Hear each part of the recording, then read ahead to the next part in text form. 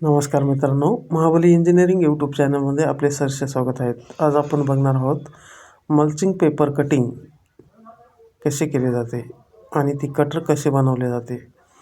प्रथमतः आपण raw material घेऊन ज्या काही साईजमध्ये आपल्याला ते कटर बनवायचे आहे त्याचा ID/OD थिकनेस आपण करून घेणार आहोत.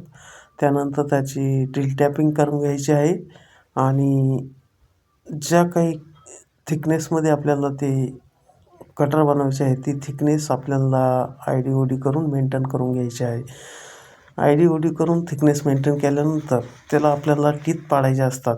ते टीथ पाडण्यासाठी आपण सिलेंड्रिकल ग्राइंडरवरती किंवा टूल अँड कटरवरती ते ट्रू करून त्याला टीथ मारून घेणार आहोत.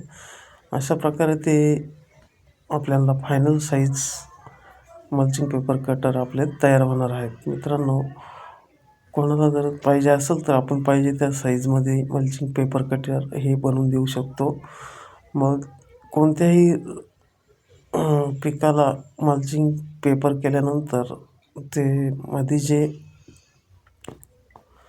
रोप निघण्यासाठी जी होल पाडण्यासाठी जी कटर वापरले जाते त्यालाच हे मल्चिंग पेपर कटर असे म्हणतात. ते आपण पाहिजे त्या साईजमध्ये बनवून देऊ शकतो. थँक्यू.